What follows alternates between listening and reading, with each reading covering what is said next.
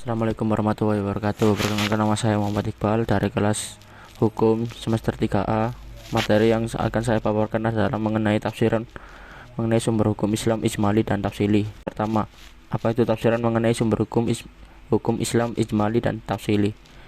Ijmali dalam arti Arab yang secara harfiah dapat diterjemahkan sebagai kata pendek atau singkat dalam konteks Islam. Istilah tersebut mengacu pada gaya penulisan atau penyajian materi keagamaan yang seringkas. Gaya ijmali sering digunakan dalam penulisan karya keagamaan, terutama dalam pembahasan hukum Islam, tafsir Al-Quran, hadis, dan lain-lain. Ijmali penjelasan Al-Quran masih bersifat umum dan diperjelas rinciannya dengan sunnah seperti perintah untuk melaksanakan sholat, perintah bayar zakat, belum jelas maknanya.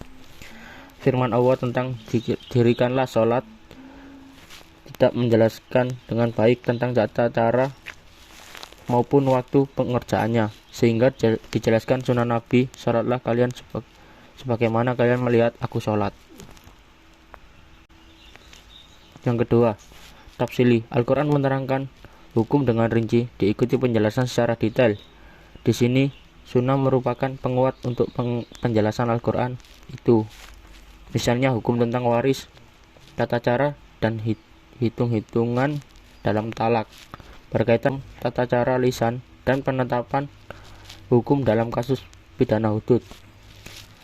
Berikut ini yang menyebutkan 5 bagian kandungan hukum dalam Al-Quran secara umum, diantaranya A. Al-Ahkam Al-Iqtidiyah atau hukum berorientasi pada keimanan, dan yang kedua Al-Ahkam Al-Khuluqiyah atau hukum berkaitan dengan akhlak.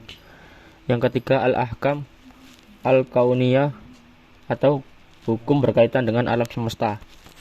Yang keempat Al-Ahkam Al-Ibariyah atau hukum dengan kejadian masa lalu dan menjadi ibrah. Nah, berikut ini adalah bagian-bagian penjelasan hukum pidana hudud. Yang pertama ada Al-Ahkam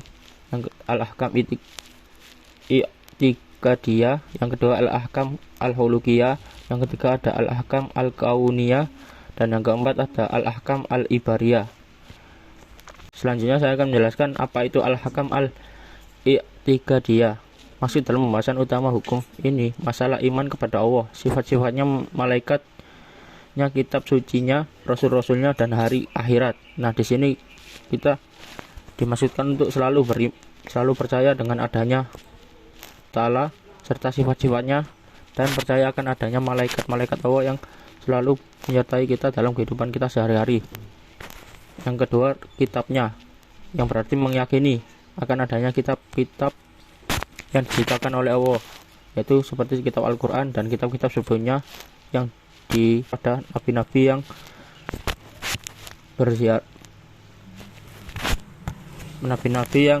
berjihad pada masanya. Yang keempat adalah rasul-rasulnya, yaitu percaya akan adanya rasul-rasul Allah yang turut serta dalam menyebarkan agama Islam. Dan yang terakhir adalah hari kiamat. Nah, di sini kita percaya akan adanya hari kiamat atau hari akhirat.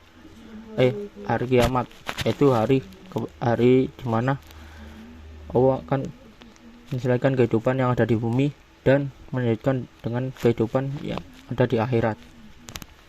Nah, hukum itikad ini merupakan titik tolak dan sifatnya paling asasinya dengan bentuk Al-Quran lainnya dalam Al-Quran.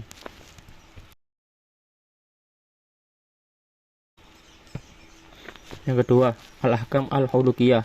Pembahasan utama bagian hukum ini mencakup apa saja nilai-nilai keutamaan dan kebaikan yang penting bagi seseorang untuk menghiasi kepribadiannya dengannya, dan apa saja nilai-nilai keburukan yang penting bagi kehidupan seseorang untuk dijauhi. Dalam Quran Nahl ayat 90, Allah berfirman, sesungguhnya Allah menyuruh kamu berlaku adil dan berbuat kebajikan, memberi kepada kaum kerabat, dan Allah melarang dari perbuatan keji, kemungkaran, dan permusuhan. Dia memberi pengajaran kepadamu agar kamu dapat mengambil pelajaran. Yang ketiga, pembahasan tentang Al-Hakam Al-Kauniyah. Pembahasan utama dari hukum mencakup ayat-ayat kosmos yang mengandung banyak isi syariat ilmiah sebagai bukti kebenaran Al-Quran bagi segenap umat manusia. Allah berfirman dalam surat Ali Imran ayat 191, sesungguhnya dalam menciptakan langit dan bumi dan silih bergantinya malam dan siang terdapat tanda-tanda bagi orang-orang yang berakal, yaitu orang-orang yang mengingat Allah sambil berdiri atau duduk atau dalam keadaan berbaring, dan mereka memikirkan tentang penciptaan langit dan bumi seraya berkata, ya Tuhan, tiadalah Engkau menciptakan ini dengan sia-sia, Maha Suci Engkau, maka peliharalah kami dari siksa neraka.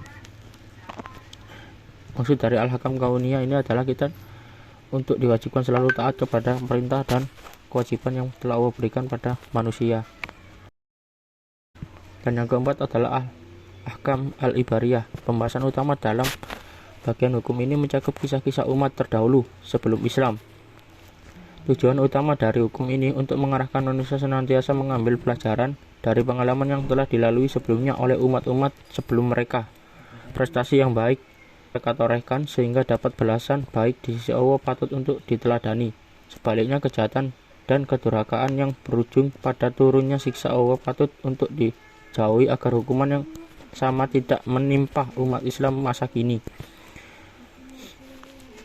Dalam Quran surat Al-Zariyat ayat 55 Allah berfirman, dan tetaplah memberi peringatan karena sesungguhnya peringatan itu bermanfaat bagi orang-orang yang beriman. Ayat ini menjelaskan betapa pentingnya memberi peringatan apa yang ditinggalkan umat-umat terdahulu untuk generasi masa kini, khususnya dalam aspek pembangunan dan peradaban. Maksud dalam Al-Ibariyah ini, kita disuruh untuk belajar dari kesalahan dan kebaikan yang telah dialami oleh umat-umat sebelum masa kita sekarang ini, agar nantinya kita dapat menghindari azab yang diterima pada umat-umat sebelumnya dan mencontoh hal-hal yang baik yang telah dilakukan oleh umat-umat sebelumnya.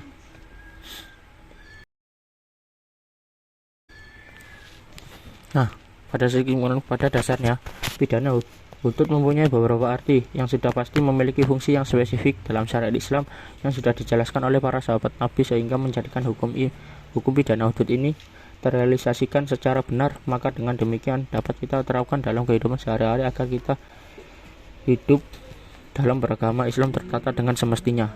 Nah, sekian presentasi yang dapat saya sampaikan. Kurang lebihnya saya mohon maaf. Saya Iri, assalamualaikum warahmatullahi wabarakatuh.